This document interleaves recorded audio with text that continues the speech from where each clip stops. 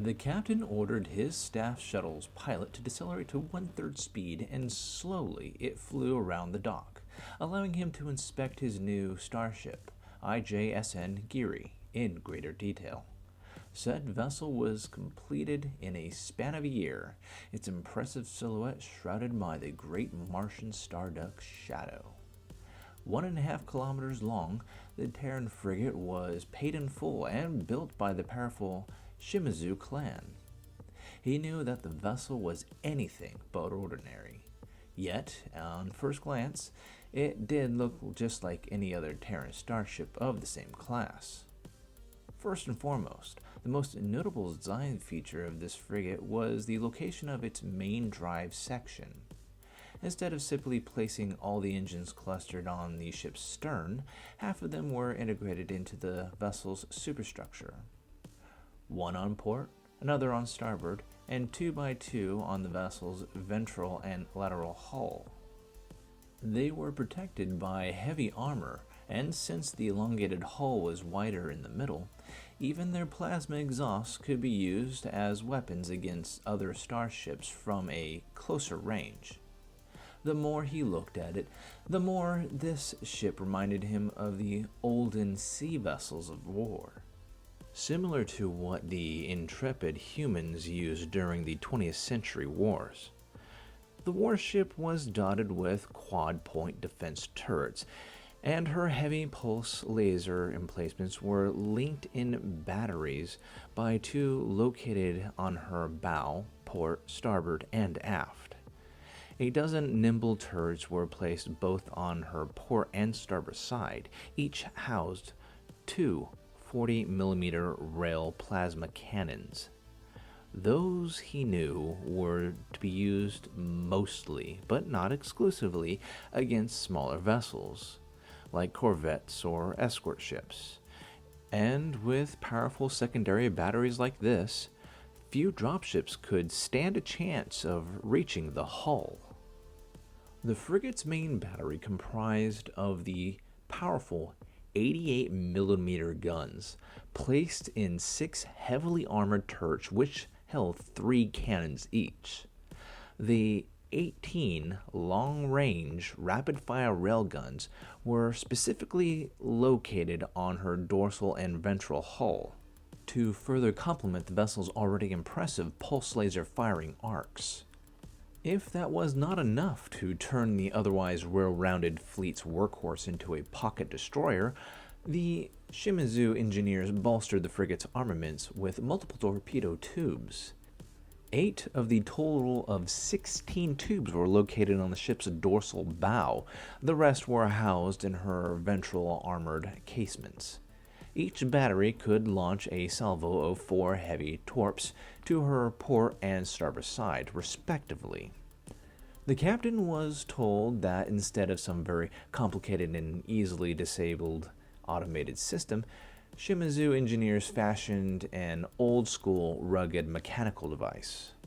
Of course, to back up this ever further, they had equipped all crewmates with good quality exosuits just in case everything went to hell.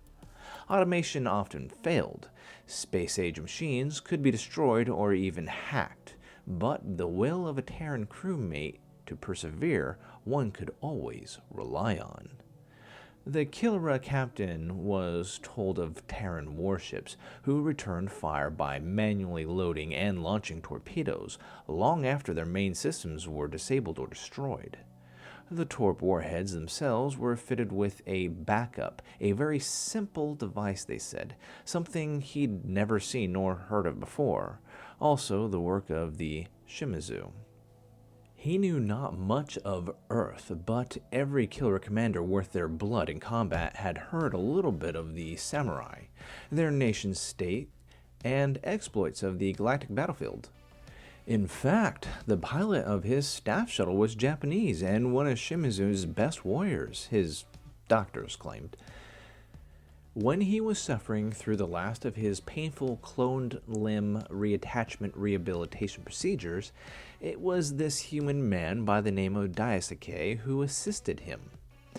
At first, he thought the human part of the medical facility's rehabilitation staff, yet the stern man was too gruff-looking. He virtually emitted impending constant eagerness to fight. Even in civilian, sort of, clothing, the samurai carried both his swords and a sidearm, acting more like a bodyguard than a medic. The middle-aged human was neatly clothed, always wore a stylish blue suit which was crafted in the usual Japanese style, with a comfortable sash so that any samurai can carry their swords. His stern face was covered with small scars, and to him, as a much-traveled Kira, was evidence of both a long military career and extensive skin nano restructuring. Daisuke's posture betrayed a lifetime of soldiering, a couple decades at least, maybe even more, and hundreds of enemies vanquished.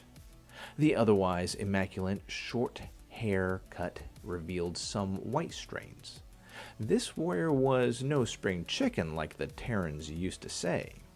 His dark brown eyes were not replaced by cybernetics. Just as most humans, this man probably thought that overuse of cyber tech led to dependence, and the Japanese did not like to be dependent on anyone or anything. The incredibly tall, broad-shouldered, built like a PA warrior helped Kuma during all of his rehabilitation period. He even pushed the killer's gravisis chair from his bed to the hospital pool and back. Daisuke-san was a man of few words. Often he continuously looked at the person who asked him something, and then, smiling, just before the slightly confused individual was about to go away, answered. Kuma later found out that the warrior had a habit of studying people who got near the person or object he currently protected, a routine which had no doubt saved many a life during his long career, the Killra captain assumed. One morning, during his hospital stay, Kuma noticed that the human whom he counted on as a companion, brother in star blood, came through the doors limping. Earlier that lunar night, the well-experienced captain felt some sort of a nudge, as if somebody was playing with the facility's artificial gravity. Daisuke sat next to him on the bed, looking straight at the killer's face, and with a proud smile uttered, "I have a confession to make, Great Father. We got all of them this day. The enemy of man is finally finished." Whom did you get? I do not understand, Daisuke-san. Did some pirate clan attack you again? No, it was an Illuminati sleeper cell. The last one in existence, Kumare-sama. But I had thought you and my people had already wiped them all out during the 1950s. Indeed we did, but not all of them were killed. A dark specter loomed upon our planet ever since our fathers and mothers fought to the last drop of their blood to vanquish them. I am not sure if you are aware, but there was one Illuminati base which completely vanished. That same previously lost facility was discovered, and then an insanely brave assault conducted, in the process of destroying the base of freeing all the captives. But a month ago, Father, I followed my orders from Lady Yukina to the letter, and was forbidden to cause you any distress while you were recovering. Now, I am given the permission to tell you, the vile filth had a plan to blow up our homeworld's moon. They wanted to do what? But that would have slaughtered the very people they craved so vehemently to enslave all those centuries.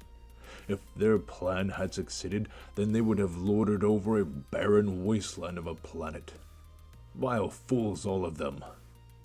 Yes, Kumare-sama. Their madness knows no bounds, and if we knew no better, our people would even feel shame that the Illuminati were humans too. Yet, we know that their evil is their own, and these monsters responsible for the atrocities that they have committed. I am proud to report that Luna's ISEC operatives, bolstered by local securities, had long since taken out all of the sleeper cells, and every single one of those monsters executed. We were informed, however, that one Psi Corps investigator by the name of Boris broke the mind of their supreme leader, that there was one more secret cell still alive, lurking about. Wait, so that nudge I felt in the gravity plating. Daiyokase-san smiled and again bowed slightly before continuing. Indeed, that was them being taken out. Once more, I am amazed at the level of your experience, skill, and mastery of senses, Great Father. I and the rest of your guard detail requested to be given this honor. That's why you're limping, I assume? Kumare smiled and moved his head closer, toothy grin reflecting in the nightstand's illumination. Tell me, did the last authoritarian monsters of your race die just as pitifully as they lived their lives?